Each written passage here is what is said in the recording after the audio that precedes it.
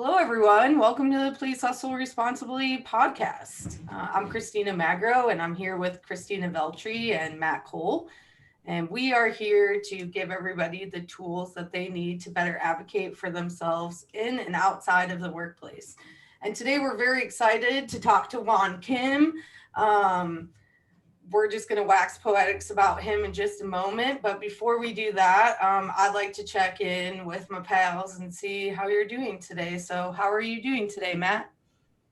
I'm good. I had a good workout session this morning, so feeling nice and pumped up and ready to go. And I started doing some guided meditations this week. After talking to Kimiko the other day, I was really wanted to focus on being more calm and taking the time to filter what's happening around me and going on before I respond and keep myself in a more calm and happy headspace. And I'm really excited about that. How about you, Beltry? I'm great. I'm just loving the overcast day 10 and I'm really excited for this conversation today. Mags, how you doing? Doing good. Today was another big snowflake day in Chicago, so that always makes me happy. And also taking some notes from our last week's podcast with Kimiko. My mind was blown after that conversation. So I ordered the books and started setting small intentions, and I'm pretty excited about it. And today we have Juan Kim with us. Juan Kim, how are you doing today? I'm good. Sorry. Tuesdays are pretty crazy here at work, but I've been good. I've been just kind of keeping busy, despite all the, COVID storming capital business out there. Just navigating through it all, just trying to make everything feel as normal as possible, despite having to be indoors and stuff like that, and minimize social interactions. I think we're doing our part as best we can to keep everyone sane and safe, and to keep ourselves sane and safe. So yeah, I'm good. Well, we're happy to hear that. We're super excited for this conversation today. I think we've been all admiring what you've been doing for the community.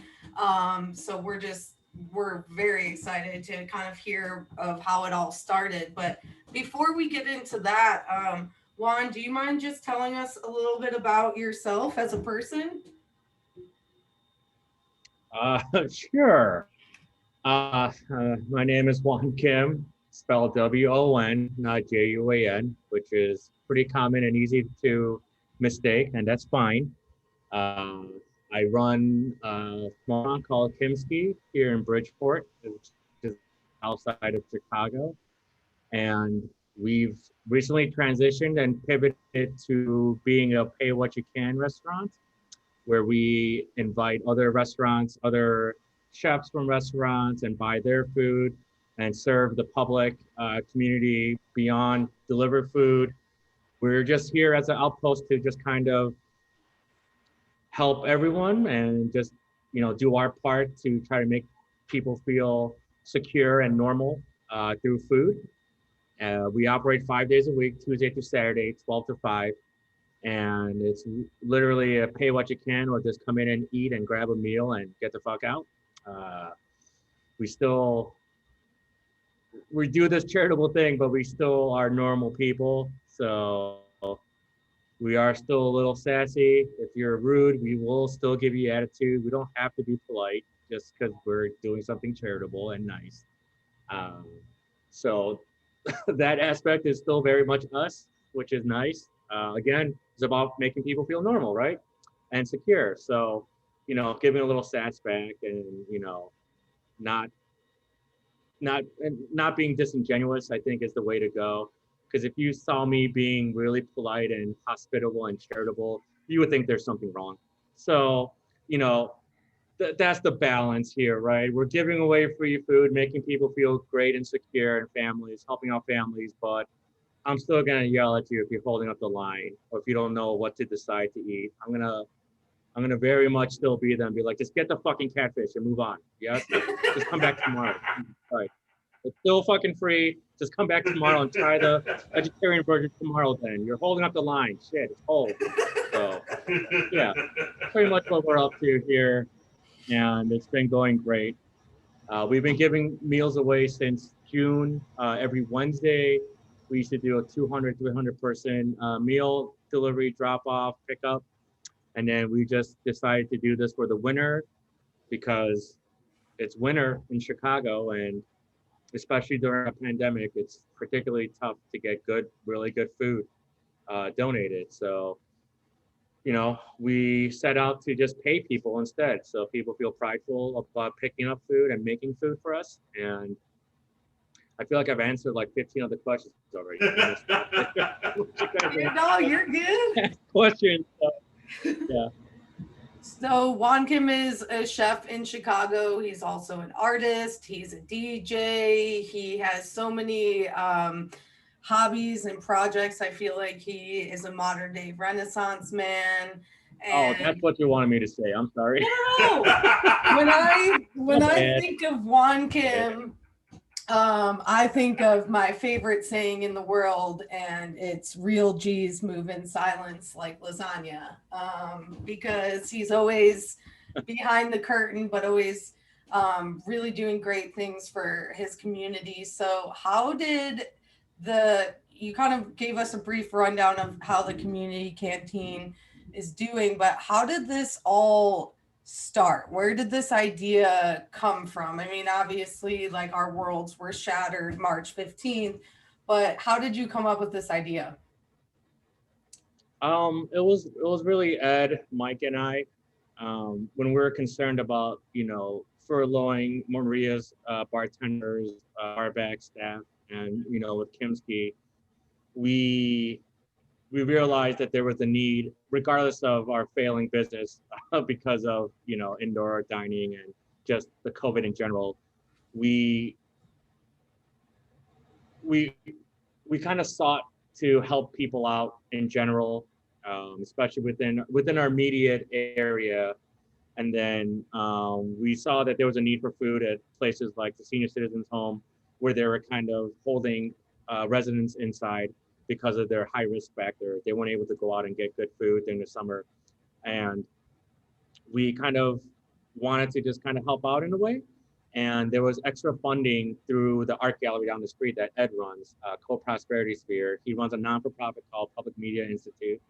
And we just kind of took a chance. We just kind of said, well, what if we could use some of this art grant money and funding, ask for donations from the public, set up this whole radical hospitality initiative, and help people out and try to employ people at the same time and hire friends of the industry. And potentially, you know, even if it's a delivery driver, we can pay that delivery driver a stipend a day to go run food. And what if we created our own ecosystem within that structure? And then that initiative turned into, you know, impending doom for everyone in Chicago, which is winter. Every year, you know, we're constantly having to think outside the box, and, you know, no better time than now to try something radically different in the winter. And, you know, I always kind of said, I wish we could just do this 5 days a week, jokingly with Ed. And Ed was like, I think, well, let me see what I can do funding wise and reach out to these grants, reach out to these foundations. Just kind of I wrote up a whole plan, like a budget thing, and then came up with a figure monthly, and we just kind of went for it. And, you know, all that can happen, the worst that can happen is that we close. And honestly, like at this point, with so many of our friends closing and, you know, struggling, it's like, let's just do our best. Like if we do have to close, let's do our best to help as many people as we can before we close, at least. And then, you know, go down with the ship. So we took a chance, and, you know, the program took off. We got a lot of great press and reviews of people that want to just help spread the word. So we've been getting a lot of good donations. We teamed up with companies like GTI and Rhythm, who've made a substantial donation to help the program going. Within that, we're able to help out other unemployed industry workers, whether it's through deliveries, whether it's to just come in and just help us make food, come up, if you have a great chicken noodle recipe, I'll just be like, yo, come in and just make it for 250 people. We'll pay for all your ingredients, and we'll pay for your labor even. And it's been great that we're able to create like I said, our own like ecosystem within this, this grand ship of the Chicago industry here. And it's been working out great. And we've already partnered up with like 15 to 20 other restaurants and chefs and cooks. That's amazing. So if I am like a restaurant or a chef or a cook and I want to get involved, how would I go about doing that? You would just literally just hit me up and be like, hey, how can I help? How can I contribute? And if you're a cook or a chef, and even if I haven't heard of you before, I don't really care. If you have a dish that you want to make for us, I just be like, all right, well, tell me what the dish is. Most likely it'll be something that I want to eat personally. And I would just say, how do we make this happen? Send me your ingredient list, send me a cost, an estimated cost, and use our kitchen to prep, or you can make it in your house or your respective kitchen, and we'll just pay you. We'll just cut you a check. And then we'll rotate you in if you want to do it again. Oh, that's amazing. So, what are some of the things that you have like learned throughout this whole process? Maybe like some good things, some bad things. Were you just like, oh shit, I never want to do this again? Like, I say that about every project and everything I agree to do, except for the podcast, of course. But the good, is helping people out during this unique time of need, and really just seeing the generosity of people and the community all willing to chip in no matter what. And that's always been the good with doing things like this. And and just being able to eat everyone else's food during this time too has been awesome. I feel like I haven't made food of my own here in like months, and that's been great. You don't have to do the dishes either, so that's awesome. Because we hired a dishwasher because we have the budget to. That's amazing. Other than that, I think the bad, it's a fucking lifesaver. The bad is, I hate to say it, but some of the people are a little greedy. I don't think they realize that we have this until April. So a lot of people will come in and try to hoard all the food. And, I have a hard time saying no, especially if it look like you are in need, or, you have, food insecurity. But at the same time, we have to think of the greater good and, to maximize our efforts. So we can't have one person ordering 5 things off the menu for free, because we have to keep this program going. So but at the same time, I don't want to explain to them why it's this way. I realize, you might be hungry, you might be getting food for someone else, but it's not up to us to question your need and judge. But at the same time, we have to keep this program up for everyone else. But that's been like honestly the only bad. And honestly, like that's kind of like human nature, right? When we're stuck in a corner and times are desperate, it's like, yeah, we're gonna want a little bit more, and that's completely fine. But it's up to us to kind of just limit that and kind of gauge the greater good and outcome of all this. So other than that, I think it's been working out well. It's a lot of coordination on my part to try to involve as many people that want to help out and contribute. And other than that, it's been great. I love it. How large is your menu typically? So every week we try to do 5 items that people can choose from. So we have a veggie option, a meat option, kind of a wild card, if you will, of what like someone might just be like, oh, I have this crazy Indonesian fried rice. which was on the menu last week. And I'd just be like, fuck it, I want to eat it. Let's put it on the menu. And then one soup and one dessert, always. So within those 5 menu items, I could hire potentially 5 different cooks or chefs or restaurants. Like this week, we have Phil Foss from L Ideas doing barbecue pulled pork sandos. We have Marguerite from GTI that's doing a pretzel salted ganache dessert thing. One of my Ryan Piotrowski, who used to work at Dove, made chili. And then we have guy Sean Myers who did amazing fried catfish dish, which is out of control. And I hired a local pastry person from Beverly to make lemon squares for us. That's awesome. You're from And we Beverly, made the bullshit right? You veggie. live in Beverly now? For 3 months, yeah. I'm a recent resident. Nice. I love Beverly. Yeah, I love Beverly too. It's great. So I guess my next question for you is, do you have some like words of advice or any like words of wisdom for somebody who maybe owns a business and is trying to be a little bit more community minded or interact with their community more? Like, do you have any tips for them of how they can kind of start that process?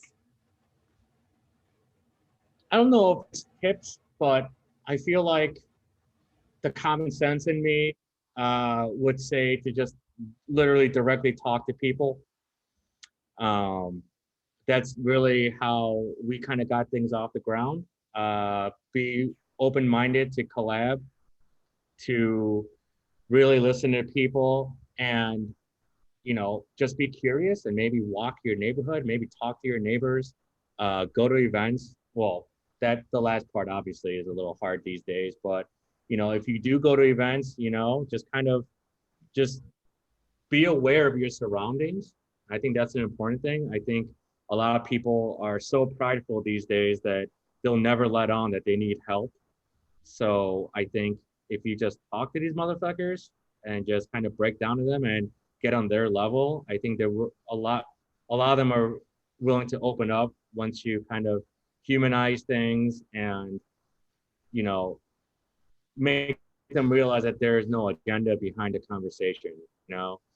And if the agenda is to just help and just kind of involve community members and the community itself, I think that goes a really long way. And I think a lot of people will be appreciative about that.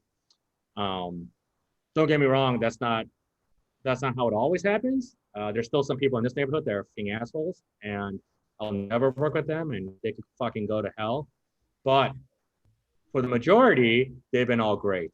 For everyone I've talked to and had conversations with that didn't end up with screaming matches, I think has been working out really well. So and honestly, some of those assholes come in here to eat, and I don't care. That's fine. That's what we're here for. We're not gonna take anything personal here and be like, well, we disagree, so I'm not gonna feed your food. It's just like, well, you're still an asshole, but you still can eat for free, and we're still gonna cook for you. But don't ever think that you're not a fucking dick for a second, Oh, that's why I love that. you. I think I think the community focus is like so amazing, and like I think it's incredible that you spend so much time doing stuff like that, because I feel like there's so many restaurants that'll pop up in a neighborhood and not take a look around and see what's happening around them, and then you get people with going for a place with a lower rent and then putting in this huge expensive menu that nobody in the neighborhood can afford and expecting them to change to accommodate to what you're bringing there. And it's like, dude, like, this is not what this neighborhood is about. This is not what these people are wanting or looking for, and you're expecting them to like adjust their lifestyle to fit your ego and your dream. So I think it's great that you're being there for the neighborhood. Yeah, I think that's a really good point too, Matt. I mean, I think there has to be some kind of compromise. I think there should be some dialogue. It's a give and take. Like if a restaurant, like a big restaurant, like for example, were to come into like a lower income neighborhood, I would suggest that the neighborhood people kind of expand their palate maybe and just kind of try it out at least before they hate on it. And I think the restaurant should do their part to try to not lure the neighborhood, but like kind of just be like, hey, this is what we're about. Tell us what you're used to, or, you know, that kind of dialogue, you know what I mean? Yeah. Instead of like just being like, this is us, this is what we do, and we're going to change your mind. We're going to blow your mind away. You know what I mean? It's like that has never worked out. You know what I mean? And I don't care what neighborhood you're moving to. I don't think that'll ever work out well, you know? Unless all you want are like cronuts or something, then you could just go to hell. But Sure. otherwise, yeah, there should be a dialogue. So it seems like you said Community Canteen is going really well, and it seems like it has kind of sustained itself and the way that it can keep going. What are your plans for the future of the space of Kimski? I think the future here, we're just playing it by ear like everyone else, honestly. If you came in here within the last month, you'll see all these tropical plants, because we pivoted originally to be a full tiki bar experience in the winter. And, you know, we had to pivot again because the governor said no indoor dining. So we're just like, fuck it. Why are we even trying so hard to try to get people's money, you know, against all these other restaurants struggling? Let's just do this thing, and just see how far we can take it, A, and B, we incorporate bartenders who are needing money and hours. Well, let's just have them work the front. Let's have them, again, organizing things in the back or whatever until we can open, and, you know, really invite everyone back to like socialize and, you know, so I think that's kind of important still, is to still be that safe space that we've always provided here in Bridgeport, as a safe space where people hang out, socialize, drink, you know, get obnoxious or whatever. And we want to go back to that when we can. And it's not to say that we're just gonna quit cold turkey helping the community. We'll just scale back a little so that we could employ some of our bartenders back, and just kind of, you know, not everyone's coming here needing lunch or whatnot, you know, and they're not all about the initiative, and that's okay. You know, this is new for all of us. So I think we are gonna try to switch back to kind of the business model, and try to sustain, at least for the most part, so we could just bring back and hire some of our folks that lost their job during this thing. So, and plus we have a fuck ton of alcohol here that we need to move, inventory wise. So you know, let's just have a good party in the summer and just, you know, be hermit crabs again in the winter, while we just kind of navigate this whole whatever the fuck this is now, whatever it's turned into, you know. Seriously. And like on the note of just having so much alcohol, I feel like a lot of us took our like end of year really big drops of alcohol, and then like we got shut down. So I know like there's so many people just sitting on mountains of booze, but I have a feeling that like once we let the roof off of this bitch, it's just going to be absolutely mayhem anyways. It's going to be like St. Patrick's Day for like 6 days Oh, straight. It's just going to be nuts. It's gonna be chaos.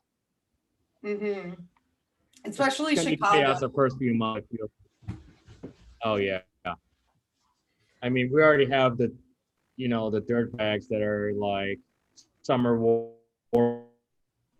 I can't even imagine cooped up and then being released outdoors when it's okay to, you know. I think we're gonna see a lot of fucking weirdos, and Oh yeah. a lot of people, you know, yeah, just looking. It's just gonna it's gonna be the wild West here, honestly. It's gonna be really weird. It really But we is. embrace weird. Just because I feel even weird now and like incredibly socially awkward when I have to talk to people. So like I can only imagine somebody who's like I don't know. It's just going to be weird. It's going to be weird. People are, going to be like dating like crazy. I feel like, the bar is just going to be like a speed dating mecca of just like Tinder dates. It's going to be crazy. Yeah, everyone lost their summer of patio drinking, so It's gonna they're smell jam real it in. weird. Yeah. Oh yeah.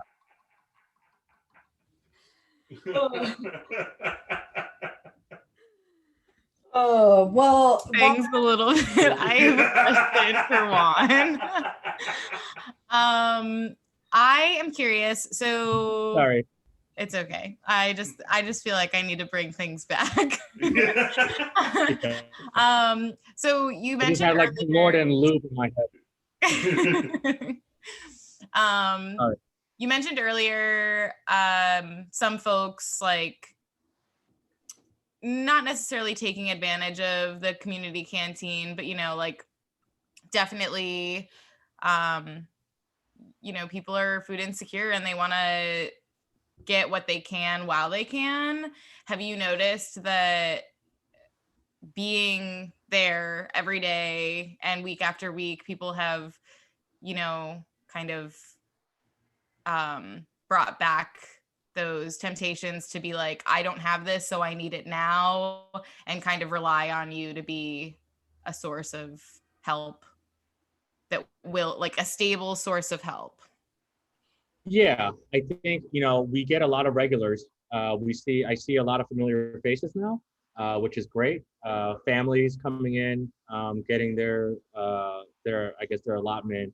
But, the unfortunate thing with that, as the word gets out more and more, is that I think some of the regulars are still kind of in that survival mode. So they think they have to get a lot more. And, again, I'm not gonna sit here and speak on their behalf or what I think they need or what their situation is. But I think it's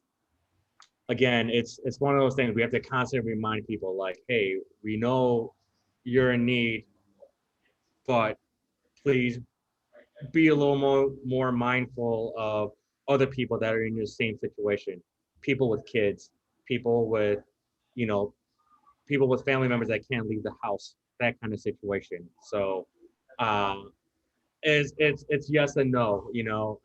We do see a lot of familiar faces, which is great, but we still have to police sometimes and kind of just dial it back on certain people. And again, we're not here to make them feel like they made a mistake or that they're bad people for asking for more. We just kind of have to just be like, well, just think of other people, and we're here tomorrow. The more important thing is we will be here tomorrow, so there will be food tomorrow as well. It is a reminding thing. We do have to constantly remind people. So I don't know if that answered the question. No, I think it did. it definitely does. I think that the main Yeah, question it's yes is and no. like, is the conversation happening that like we're here to Absolutely, stay? Yeah. Yeah. Yes. Cool.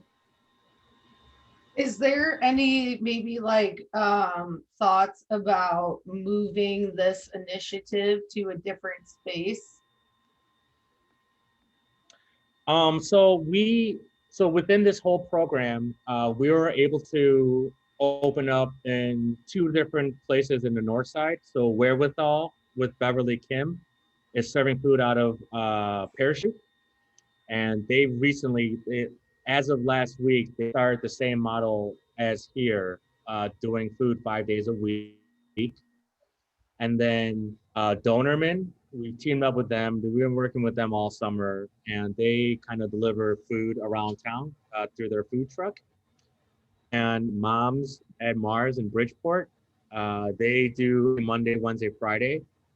And we're partnering up with another restaurant, a Nigerian restaurant up north, to deliver food in Bronzeville.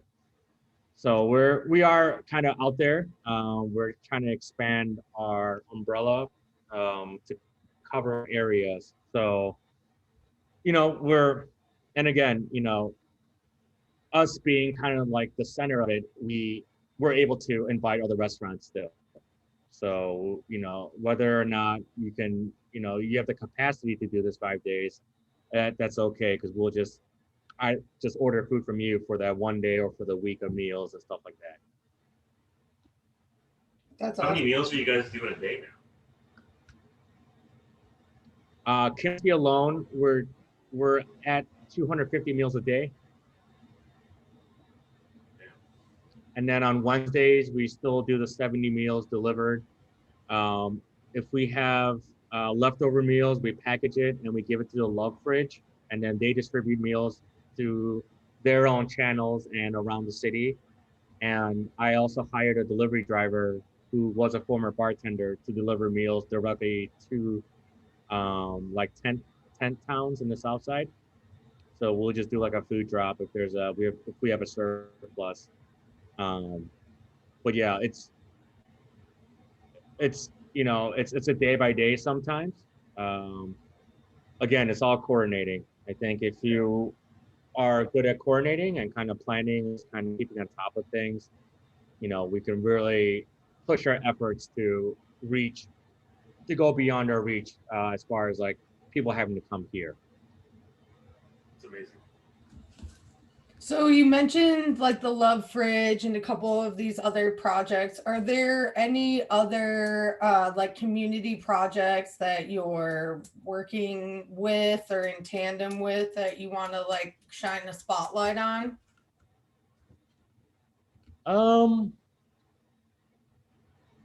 No. we we partnered up with several people, and if anything, I alone try to do mine as well. Again, utilizing other hobbies of mine. So we used to do the first Mondays at Sportsman's Club DJing, and since they're not able to open, I partnered up with one of the sponsors, GTI again, to continue our first Mondays through Twitch. So I'm going in uncharted waters right now, and streaming our DJing so we can get virtual tips to help out the staff at Sportsman's. And GTI, and through their sponsorship, we're able to match all the tips, which is awesome, and give all the money to Sportsman's Club, their staff, because that's our favorite place to play in the city. And then I still do community soup nights, virtually, obviously, where we just do curbside delivery. You pre-order. We raised like 1,200 for Inglewood Montessori, which I always try to shine a light on. They're always, I always try to help them out. Recently in Beverly, I set up a 23-person soup virtual thing. We literally sold $3,200 in soup in a day and a half that I have to coordinate and bag and distribute, which is new for me through TAC. And that's benefiting Sutherland Elementary in Beverly. So, Amazing. I like think like this not kind of, really, but also I'm not trying to shine a spotlight on myself. I mean, this is all just fun for me to do. It's all stuff that, I get to still DJ, which is nice for the Twitch channel. We get to still play music and, just stay on top of our craft. And then, who doesn't like soup in the winter, right? I mean, again, this is all serves my own selfish needs because I want to eat soup too, if it helps raise money, why the fuck not? Do I want to play music? I want to DJ still. Does it serves my own purpose, yes, but it also helps out other people. So my own needs is somehow like inserted in there a little bit, which makes me kind of a piece of shit a little, but I balance it out by helping others. But you're also giving so much to people, because whoever's listening that doesn't know, those Mondays at Sportsman's were by far the best night. Yeah, fucking awesome. There's so much fun. I don't miss going out often, but I'm like, really like a Monday at Sportsman's. It really was a special night. I mean, I think Clint Rogers brought us in originally, and ever since then we've just been like, the people have been just so nice and so great there, and they're really open-minded about music. And all of our last DJ gigs, for like Mike and I and some of our friends was that Monday in March, and then we didn't DJ for 9 months. Yeah. I just kind of picked it up and I was like, hey, I got this idea. I think I could get some money through sponsorship to help you guys out. And, we have first Mondays until April for now, and then some funding to help them out too. So, I think another note about this whole thing too is that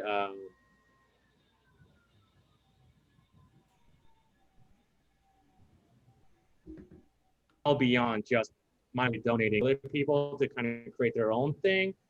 Like nothing is too small, honestly. If you raise $100 for something that's not you, awesome. Raise fucking $10. Who gives a shit? If you could raise even 50 cents to donate to something that's above yourself, then fucking why wouldn't you do it? You know what I mean? I think it's one of those things that we didn't set out to be like, ahead of anything or, set ourselves as any kind of example. I think we just really just try to figure out something that's expandable and something that we try to, have other people, this is one of those things where like, we want people to copy our model. Like we're proof that it can work without any fucking help from the shitty fucking government. We did it on our own. And, even beyond this thing, we did a fucking farmer's market at Mars throughout the whole summer, every Sunday, free to vendors. We stole that idea from my friend John Diaz, a lecturer for sports and fitness. He did an outdoor market free of charge. So I'm like, how do we bring this to Bridgeport? I will copy the shit out of this idea and we'll do our own version if that's okay with you. And that made people money. When that died down, we're like, let's expand upon this free vending idea. Let's use the front patio at Kimski to have 2 other vendors every Thursday. You make bread, fucking make bread. Sell bagels. I don't give a shit. Sell something. We had a leather maker in front during our busy patio days. It's like, why not? Why not involve as many people as you can and just like what does it really take, right? I mean, all we have is this weird little concrete lot in front, but it mean an extra $300 for someone for their income. Like, I don't care if you use that money on blow. I don't give a fuck. It's money that you didn't have before. You know what I mean? It's money that you earned on someone else's lot, and it somehow turned into a collab that way, And that's really where the ground that we're standing on is that we're just, we hope people steal our ideas. We want that. You know what I mean? Like, absolutely. Like, you don't even have to give us credit. Say it's your fucking idea. I don't give a shit. As long as you're helping people out there, like, by all means. But don't be a selfish piece of shit and take all the credit though at the same time. You still want to be a decent person. At the end of the day, you still want to be a decent person, and it's really strange out there. I learned some weird lessons from a recent online thing that happened, and some of the research I've done through these really shitty people out there, it speaks volumes as far as like their agenda and like why they're helping people out or Performative action. what they're shooting. I'm sorry? They're performative actions. Yeah. And it's weird, I won't ever take away from people helping other people. If you constantly insert yourself and are looking for credit and pats on the back, I am not going to be cool with that. And again, that's just my own opinion, because again, you're inserting yourself for a one-time thing and looking for all these weird props, and it's weird. It's just weird to me, that's all. And I'm not saying that you don't deserve credit and highlight on it, but I don't know, it's just it's a weird dynamic.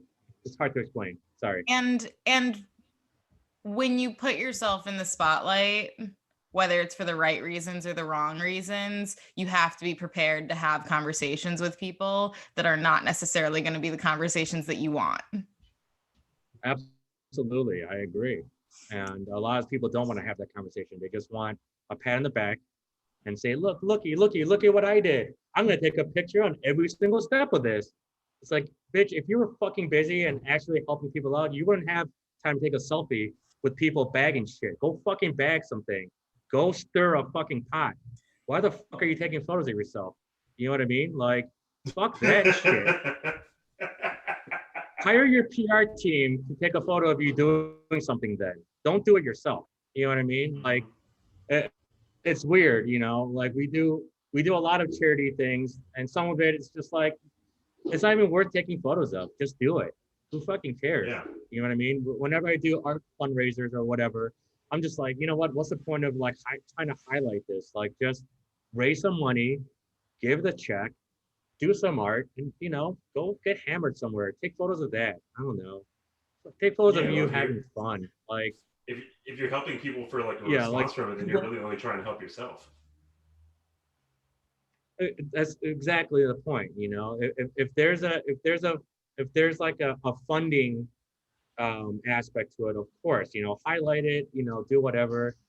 If it's to show that, you know, you moved a plant during this 8-hour shift of volunteering and you're like, I contributed. Oh my God. It's like the people that did, I never volunteered during Christmas or Thanksgiving because there are hordes of, you know, certain church members that are like, it's my day of giving. Mm-hmm. It's like, wow, cool. You scoop fucking 50 things of casserole onto shitty fucking, you know, styrofoam plates and have their traditional meals. How they help that day. But December 27th is a thing, you know. There are still people, you didn't solve world hunger because you fucking plopped shitty donated food into a plate. You know, these people they have to eat 3 times a day just like you. You know what I mean? Yeah. On top of trying to stay warm, on top of mental issues, on top of physical ailments, on top of people shitting and spitting on them, you know? So it's like, it's again, it's this weird dynamic. It's this weird, like, look at me type of culture, you know? And, you know, we're not here for that, you know? We're here to get donations to keep the program going. But again, you know, all these guys are, all the employees, all the people here, yes, they're employed and they get paid hourly, but their heart is in the right place too. They would have done this for far less money, you know, and that's why, you know, we have the team that we have here doing this. Yeah, you've always had a great team. I always look forward to like when everybody came in on Mondays to hang out because everybody was like just joyful. Oh yeah, such a good crew. So I guess this leads into you're making me tear. My second to final question for you is what do you envision the future of hospitality looking like after all of this? Do you think it's more charitable efforts such as yourself, or like what do you think? Do you think things are going to change after this, or do you think it's going to go back to the way that they were before, or what do you envision it looking like? That's a multi-tier question. Honestly, I don't think it's ever going to be the same. I think what this situation made people realize is that it costs a certain amount to go out and hang out and have fun. You know, I think taking the socializing aspect away hopefully made people realize like how important it is to support an industry that's providing you with fun, a service that you would pay $20 to go waste 2 hours in a movie theater. You know, it should be treated the same way when you go out to dine or have a drink with a friend. Those 2 hours that you're spending money on a drink and the atmosphere and, you know, to be in a place where the electricity isn't yours to pay. I'm hoping a lot of people realize the importance of like, oh shit, I really miss sitting in a booth with my friends having a drink and only spending $30 to $40, but but having really good hang out for 4 hours. That's entertainment in my eyes. You know what I mean? So I think, so that's like the good side, in my opinion. I hope people realize that, right? The other side, we're gonna have real dickbags still complaining about prices, complaining about, I didn't get the certain service, why are people still wearing masks? Why can't we go inside? Well, it's because you're a dirty fuck. You don't wash your hands. You don't give a shit about wearing a mask. You know, those kind of things I think are still going to be prevalent in this world because I can't even tell you how many times, working, I've seen customers use the bathroom, come out immediately. I'm like, I know you didn't wash your hands, dog. I can hear the I hand timed dryer you. not going. Yeah, I didn't hear the hand dryer. Your pants aren't wet. Your shirt isn't wet from drying it on your hands. Did you fucking blow dry it yourself with your mouth? I don't think so, right? I'm petty like that. I will time you on your bathroom break and be like, you did not wash your fucking hands. I know you didn't. So you'll still have a lot of people, and those are the same. It's so weird. Those are the people that will complain about prices. You know what I mean? They're the ones that will fully utilize everything that you have to offer and still complain. So well, they're saving you money by not using your water. Or soap. That's a really good point. That's a really good point. And those are the people that are going out to eat wasting right our now. time and money. Yeah, totally. They're, I guess with that said, I guess it'll just go right back to normal, right? I just explained the two different kinds of people that go out right now. So, That's very but true. as far as indoor dining goes, we're probably gonna still stick to our patio again this summer. Honestly, even with vaccines and stuff rolling out, we still can't completely trust the public 100%. Our model worked pretty well last summer, where we just kind of kept the bar. We have two walls that open up into the patio now and a garage doors. So we just kind of kept it as like employees only, and we kind of serve drinks out there and food. So I think a lot of places will kind of utilize their outdoor patio more than ever this summer in the hospitality field. I think more people will kind of put their effort towards how do we just max outdoor space and how do we, sustain and, make a living off of that, just utilize an outdoor area. And, I think a lot of reservations will be implemented. I think more mindful of cleanliness and just hygiene in general. I wish there was a way we could monitor people using the bathroom and washing their hands and, whether they mask up or not. I just wish there was tools that we can do that wouldn't be an invasion of privacy, but, that's the chance we take in the profession that we're in, right? We have to depend on strangers to do the right thing. But, I'm way cynical and I don't trust people to do the right thing. I mean, our 2-week quarantine stretched into 10 months so far because of strangers and because of shady people, right? So people will do what they want to do. And, luckily, I have the power to just kick them the fuck out of here, which is dope. I've gotten into arguments this past summer with people and, I'm just like, you know what? Why are we even having this conversation? Just get the fuck out. That's it. That's as easy as that. You're not going to convince me that what you're doing is okay because I don't yell at people unprovoked. I'm not a fucking psychopath. I will very reasonably have a reason to yell at you. That's how this shit works. I'm not gonna yell at you for no reason. So that's the kind of person I am. So I don't know. I'm already having anxiety now thinking of people and customers. I already have like snappy comebacks. I kind of love that the model of like the customer is always right and we have to give them everything on a silver platter is kind of like been brought into the spotlight and thrown the fuck out the window because like fuck that. Don't treat our staff like shit. Don't treat us like shit. Like this isn't your place to come wipe your ass on the fucking floor. Like this is a business. Yeah. We're all here working. We're all here trying to take care of ourselves. Like you don't get to come in and just be a dick about everything. Like we're humans. Yeah. We're trying to make you happy. that's a good point too. I think hopefully people have a little more respect for their servers, their bartenders, their cooks, even their fellow, patrons. Um, you know, the the hope is that they're grateful that they're able to spend outside and not be under this weird police state of being indoors, especially during the summer.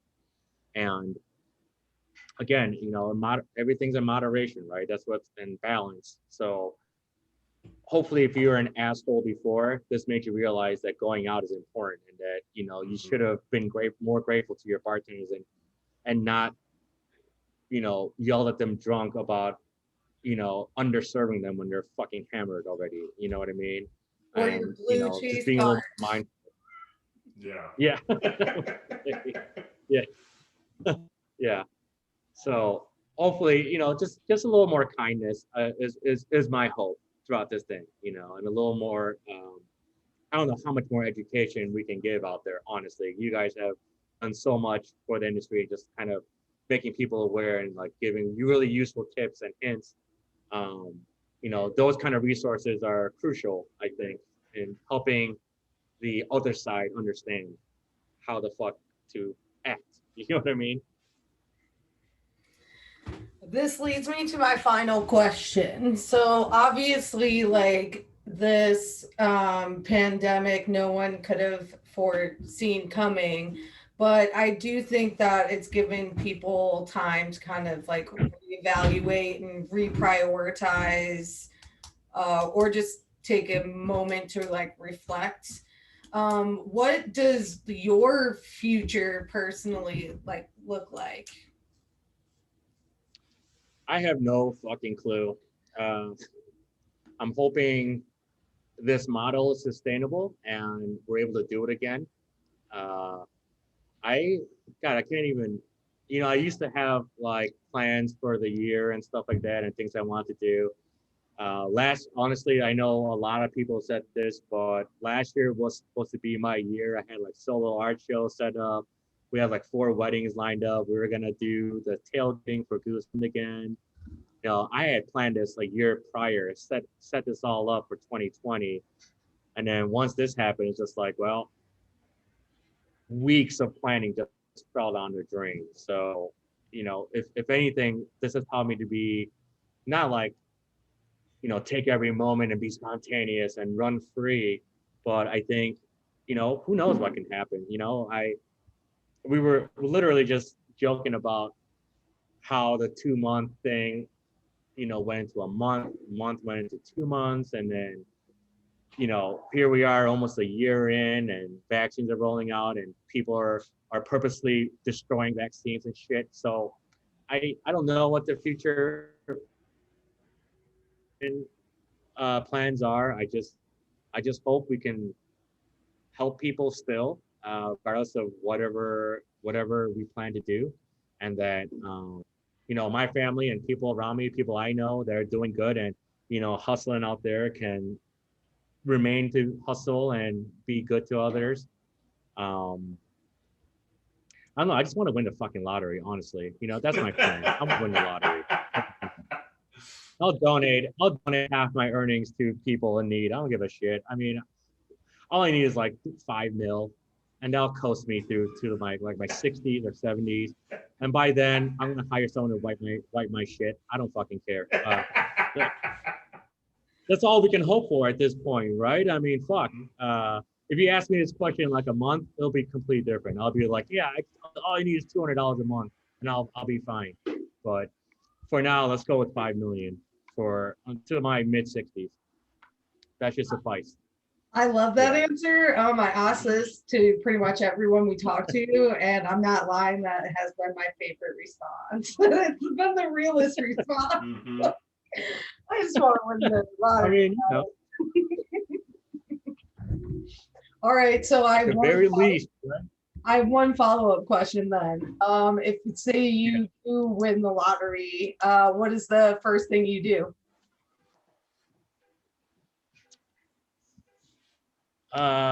Pay off the mortgage on the house. First thing I do. How responsible of you. I know it's stupid. It's because we deal drugs out of there. No, I'm kidding. I just need that. I just need that. We have a really large just need cop that 6 following, figures so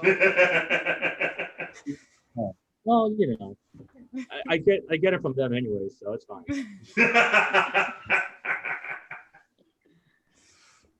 And then Beverly, remember? Come on. should have known.